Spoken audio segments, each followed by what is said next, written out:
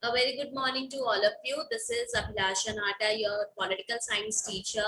And class, today we all are going to continue this chapter number 3 of your book, Indian Constitution at Work. And the name of your chapter is Election and Representation. Class, in our previous class, we discussed about universal franchisee and right to contest under the topic free and fair election. Okay, so now our today's topic is Independent Election Commission. What is the name of the topic? Independent Election Commission. So class, as you all know, to ensure free and fairness in election system, several attempts have been made in India, and the most important of these is the creation of Independent Election Commission. Creation of Independent Election Commission. So write it down. When did Election Commission formed? When did Election Commission form? 25th of January 1950. The formation of Election Commission 25th January 1950. ठीक है, election commission की formation हुई थी 25th January 1950, and this creation was the most important why to supervise and conduct elections को supervise करने के लिए, conduct करने के लिए this organization, this commission is like most important. So now do you know that in many countries there is an absence of an independent mechanism for conducting elections. बहुत सारी countries में election commissions जो है independently work नहीं कर पाती है.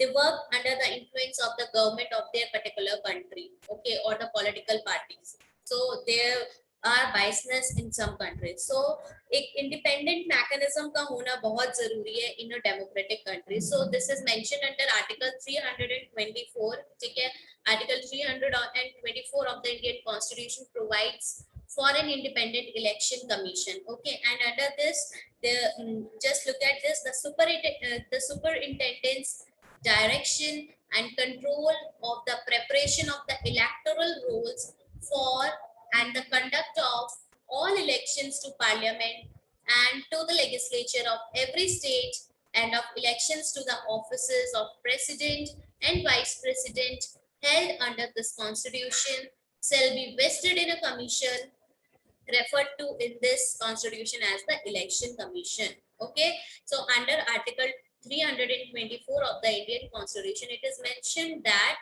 the superintendence means the management.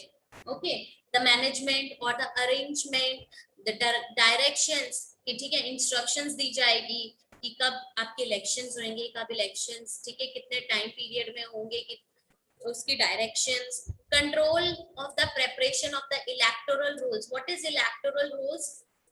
What is electoral rules?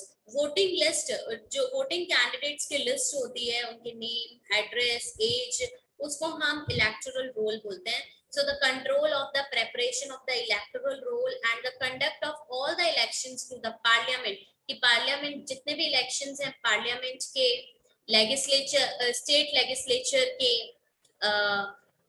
elections to the offices of president के, vice president के, held under this constitution shall be vested in a commission. तो ये जितने भी elections होंगे, ठीक है, लेजिस्लेचर के, प्रेसिडेंट के, वाइस प्रेसिडेंट के, स्टेट लेजिस्लेचर के, पार्लियामेंट की, वो सारे के सारे इलेक्शंस कंडक्ट कौन करवाएगा? Held under this constitution shall be vested in a commission. वो कन्फर्ड करवाएगा, वेस्ट करवाएगा. कौन करवाएगा?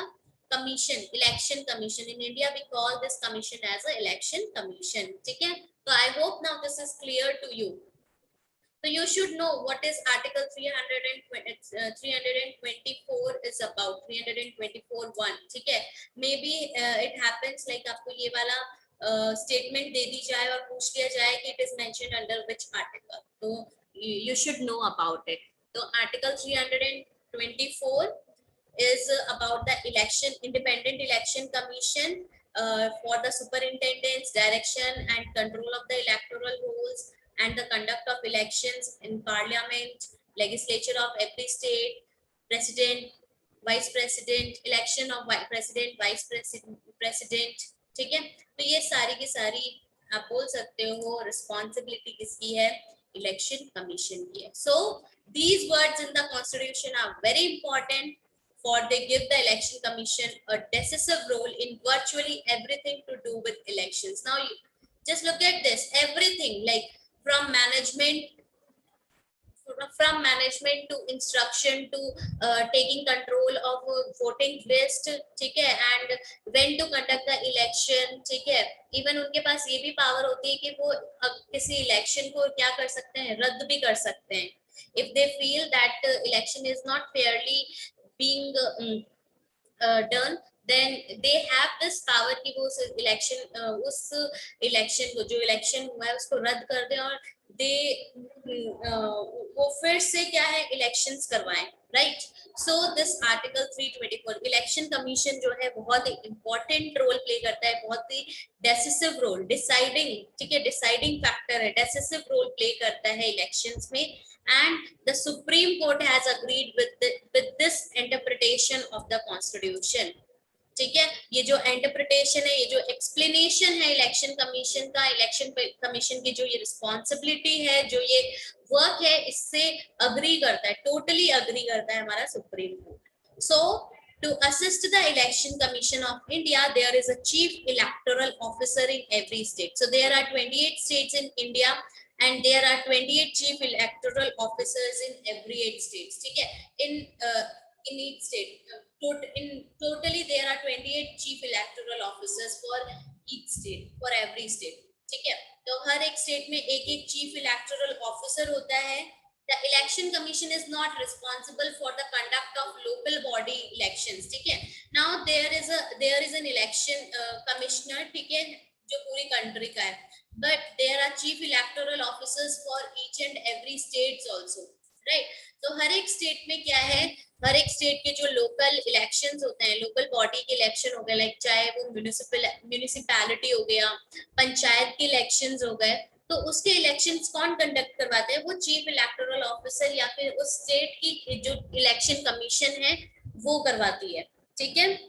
सो इलेक्शन कमीशन जो इंडियन इलेक्शन कमीशन है वो रिस्पॉन्सिबल नहीं होती है, बट जो आपका चीफ इलेक्टोरल ऑफिसर है हर एक स्टेट का, जो एक स्टेट इलेक्शन कमीशन है, वो कंडक्ट करवाते हैं। And we will talk about it in the chapter local governments, ठीक है, about it.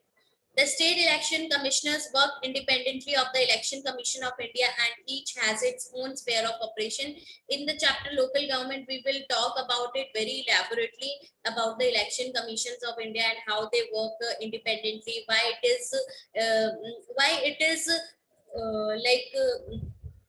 necessary to have the independent election commissions, ठीक है। They are like appointed by the President of India with the help of the, or you can say with the assistance of the councils of the ministers, but the president and the parliament, like you can say a single member does not have, or Supreme Court does not have any power to remove that election commissioner. Okay, we will talk about it in further on. Okay. So now the election commission of India can either be a single member or a multi-member body, ठीक है। Single member body, multi member body भी हो सकती है। So till 1989 the election commission was single member, एक chief election commissioner होते थे, ठीक है। And just before 1989 general election, 2 election commissioners were appointed, making the body multi-member, ठीक है। अब 1989 के जनरल इलेक्शन से पहले ही क्या, 2 इलेक्शन कमिश्नर्स को अपॉइंट किया गया, ठीक है, जिससे कि जो इलेक्शन कमिश्नर है एक multi member, you can say the body became the multi member. And elections के बाद जो है उस कमीशन को again that commission became the single member, ठीक है, वो कमीशन एक सिंगल मेंबर स्टेटस में फिर से आ गई।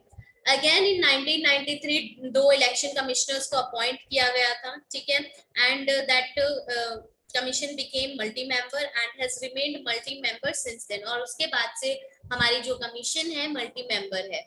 So obviously there were so many apprehensions, so many doubts about this multi-member commission.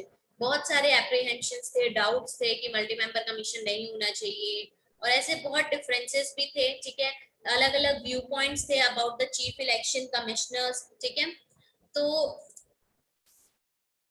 what they do, chief election commissioners and other commissioners की किसके पास कितनी पावर होगी। सो फाइनली सुप्रीम कोर्ट ने ये जो मैटर है वो क्या किया, सेटल किया। नाउ फिर एक जनरल अग्रीमेंट के बाद क्या हुआ, multi member election commissioner is more appropriate as power is shared and there is a great accountability. Finally ये डिसाइड किया कि मल्टी मेंबर इलेक्शन कमीशन ज्यादा अप्रोप्रिएट है as compare to the single member election commission, and it is more powerful and it will be more accountable for the country, right. So now the chief election commissioner presides over the election commission। जितनी election commission को preside कौन करता है? Before that, who is the chief election commissioner of India? The chief election commissioner of India, you have to find out the name of the chief election commissioners and the two other commissioners, the name of the two other commissioners of election commission। कल आपसे मैं ये question पूछूंगी, you have to find out। and one more question, who is the chief electoral officer of the Rajasthan? तो ये आपके you have to find out the name of the four persons। first one is who is the chief election commissioner of India, and the name of the other commissioners of election commission, ठीक है। and the fourth question is, or you can say third question is, who is the chief electoral officer of Rajasthan? You have to find out the name of it। अभी पता है किसी को?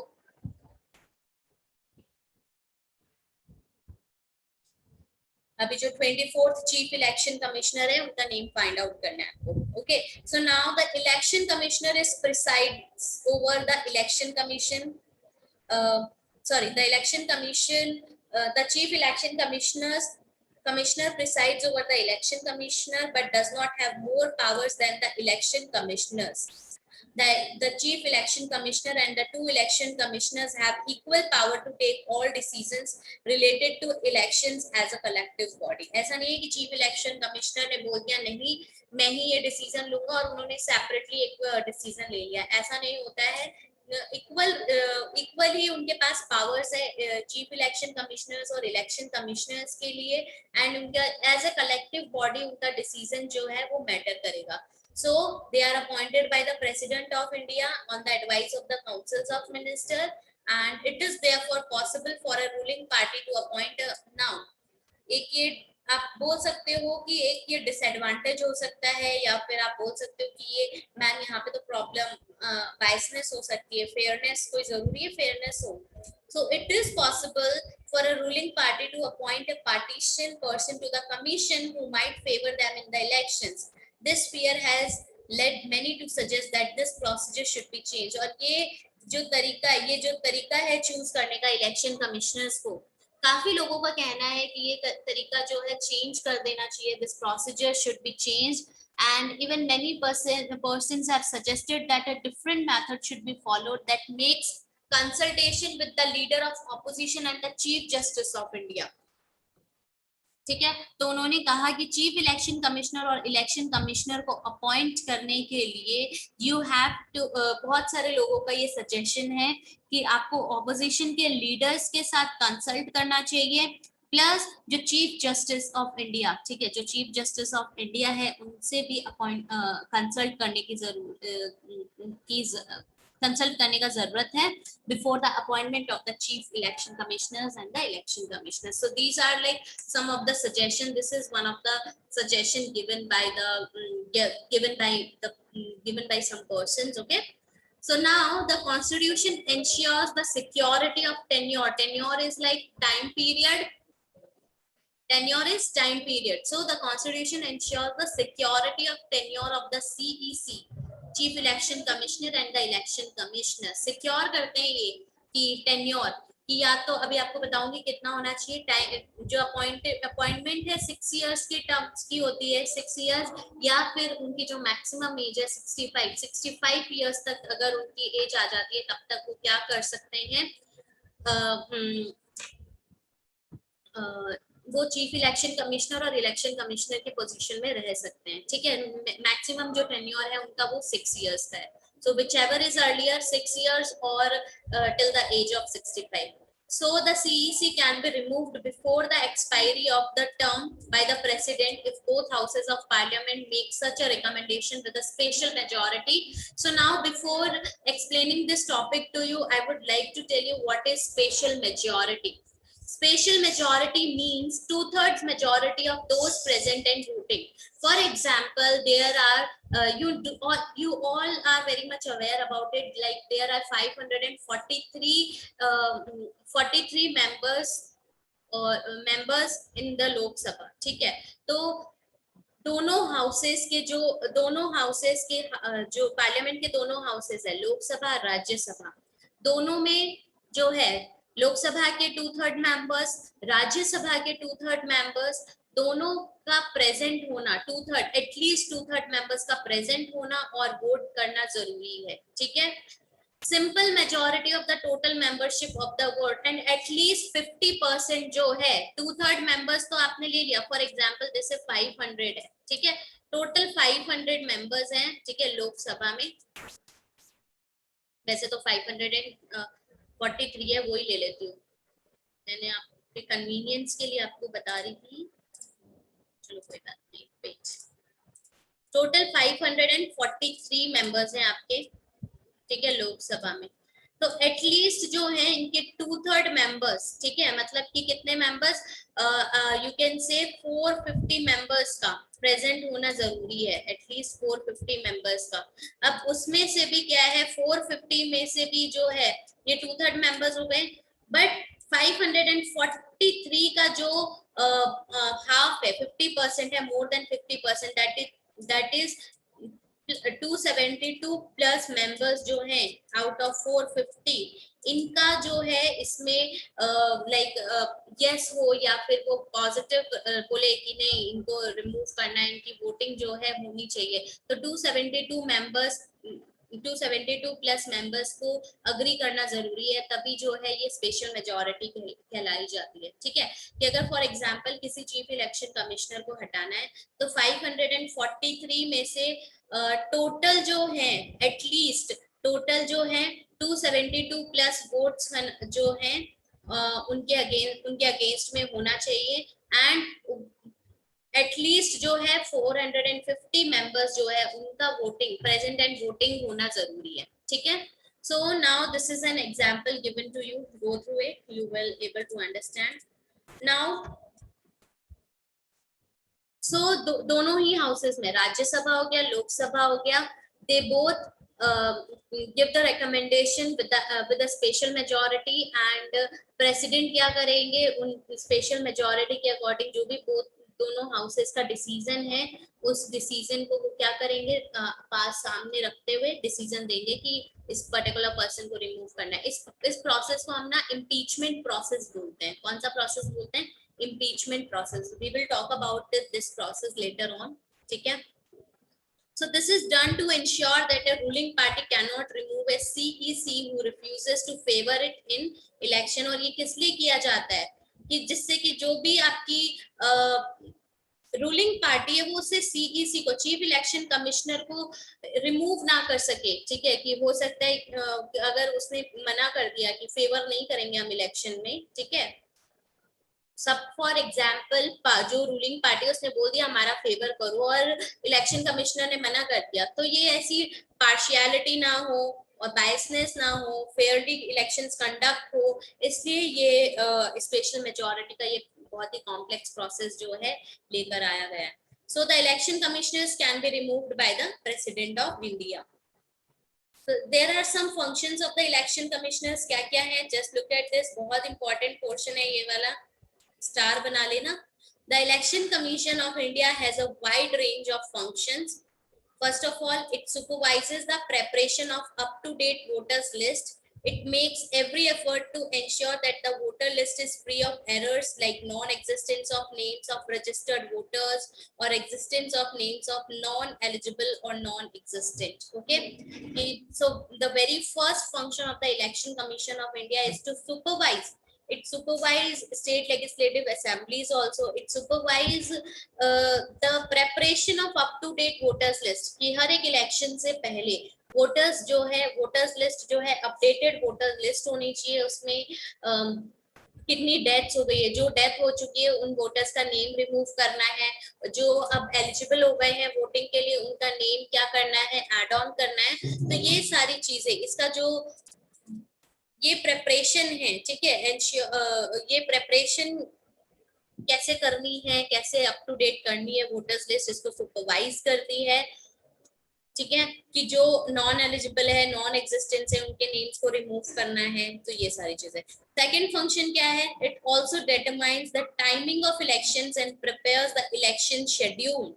The election schedule includes the notification of elections, date from which nominations can be filed, last date for filing nominations, last date of scrutiny, last date of withdrawal, date of polling, and date of counting and declaration of results. Okay, so now कि elections कब होंगे, ठीक है, election का जो schedule है उसको prepare करना, इलेक्शंस के लिए नोटिफिकेशंस जो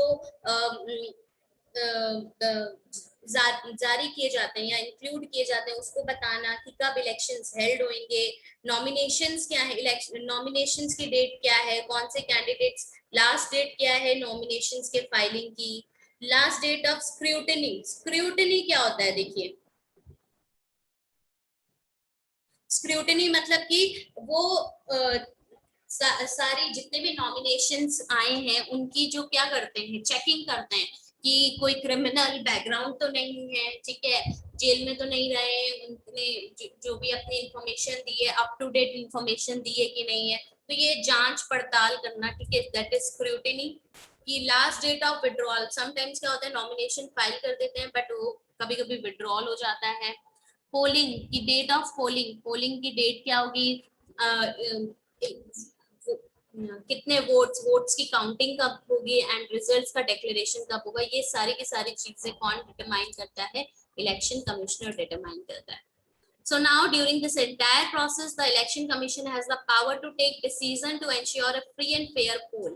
It can postpone or cancel the election in the entire country or a specific state or a constituency on the grounds that atmosphere is vitiated and therefore a free and fair election may not be possible. The commission also implements a model code of conduct for parties and candidates. It can order a re-poll in a specific constituency. It can also order a recount of votes when it feels that the counting process has not been fully fair and unjust. Now, इस पूरे process में, in this during this entire process, the election commissioner has the power. What power? He election commissioner can take decision to ensure that election conducted freely and fairly, जो fairly poll हुआ है, but अगर उन्हें लगता है नहीं हुआ है तो they can postpone the election, they can cancel the election, चाहे वो entire country के लिए हो, एक particular state के लिए हो या कोई एक particular constituency के लिए हो, वो एटमॉस्फेयर पे डिपेंड करता है कि किस की फ्रीली एंड फेयरली आपने इलेक्शंस को इलेक्शंस हुए हैं कि नहीं हुए हैं। इवन कुछ कोड ऑफ कंडक्ट्स रूल्स भी जो हैं इलेक्शन कमिश्नर्स दिखाते हैं, रूल्स भी बताते हैं कि पार्टी को कुछ कुछ रूल्स फॉलो करने हैं, कैंडिडेट्स को रूल्स फॉलो करने हैं। अगर आपने रूल फॉलो नहीं किए या कोई बाइसनेस आ गई है, फ्रीली पोल हुआ नहीं है, तो इलेक्शन कमिश्नर रीपोलिंग के लिए भी क्या है, एक स्पेसिफिक कॉन्स्टिट्यूएंसी की भी रीपोलिंग के लिए भी ऑर्डर दे सकती है। सो इवन वो रिकाउंट करने के लिए, वोट्स को रिकाउंट करने के लिए भी क्या कर सकती है, ऑर्डर दे सकती है, अगर उसे लगता है, इलेक्शन कमीशन को लगता है कि फेयरली जो है इलेक्शंस नहीं हुए या फिर काउंटिंग फेयरली नहीं हुए। And the last function of election commissioner is the election commissioner accords recognition to political parties and allot symbols to each of them. Recognition, कौन सी नेशनल पार्टी है, कौन सी रीजनल पार्टी है, ये जो रिकॉग्निशन है इसका रिकॉर्ड रखती है और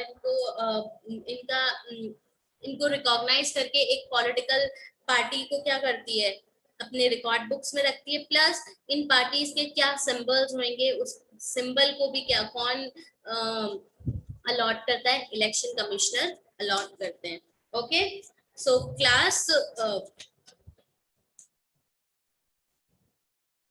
this is the next topic. हमने फंक्शंस पढ़ लिए, बट अब स्टाफ के बारे में, ठीक है. आफ्टर दैट कैसे एमर्ज हुआ इलेक्शन कमिश्नर इतने सालों में, ये सारी चीजें जो है हम अपने नेक्स्ट क्लास में पढ़ने वाले हैं फ्रॉम दिस पोर्शन, ठीक है. यहाँ से हम नेक्स्ट क्लास में पढ़ने वाले हैं from page number 70 last second paragraph. Okay, till functions of the election commissioner, go through this topic, and if you face any problem, do let me know.